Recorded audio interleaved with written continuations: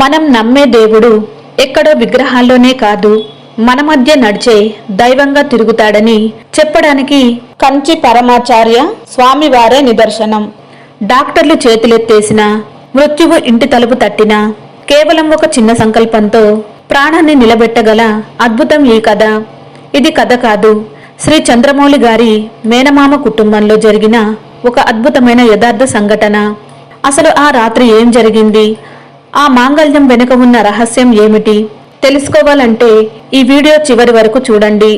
చంద్రమౌళి గారి మేనమామ గారు ఆర్మీలో క్యాప్టెన్. క్రమశిక్షణే తప్ప భక్తిపై పెద్దగా నమ్మకం లేని వ్యక్తి ఆయన. కానీ విధి ఒక్కసారిగా పంజా విసిరింది. వెల్లూరులో ఉన్న ఆయన అల్లుడు ప్రాణాంతకరమైన కిడ్నీ వ్యాధికి గురయ్యారు. నెల్లూరులో టాప్ డాక్టర్లందరూ పరీక్షించారు.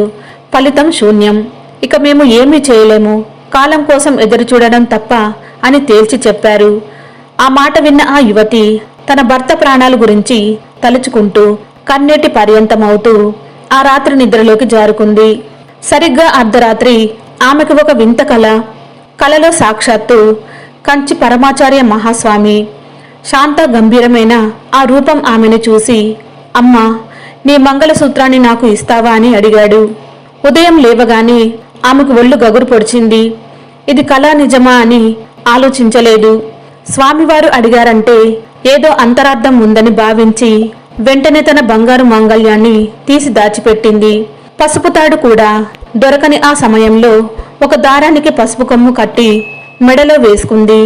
లోకం ఏమనుకున్నా సరే నా దైవం అడిగింది, ఇవ్వాల్సిందే అని నిశ్చయించుకుంది. చంద్రమౌళి గారు ఆ కుటుంబాన్ని తీసుకుని కంచికి వెళ్లారు. స్వామివారు అప్పుడు ఏకాంతంలో ఉన్నప్పటికీ వీరి రాకను గ్రహించి పిలిపించారు. వారు లోపలికి వెళ్ళగానే స్వామివారు అడిగిన మాట విని అందరూ దిగ్భ్రాంతి చెందారు.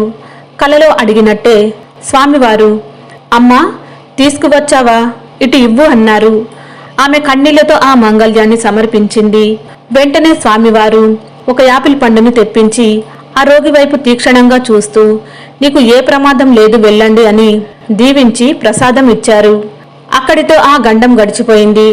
తిరిగి వెల్లూరు వెళ్ళాక డాక్టర్లు మళ్లీ పరీక్షలు చేశారు. ఫలితాలు చూసి వాళ్ళు నమ్మలేకపోయారు.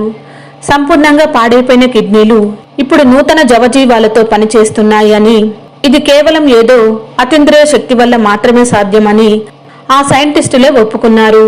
కేవలం నమ్మకంతో ప్రాణాలు కాపాడిన ఆ కరుణామయుడి పాదాలకు నమస్కరిస్తూ జయ జయ శంకర, హర హర శంకర.